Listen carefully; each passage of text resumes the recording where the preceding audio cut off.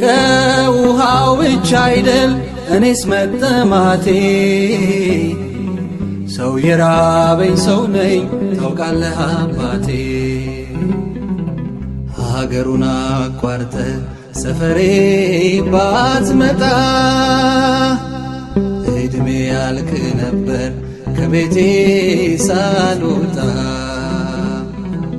ይቅርቤ አስታዋሼ እልሃለው ሰው ባጣ ሰው ለሆንከኝ ዘምራለው።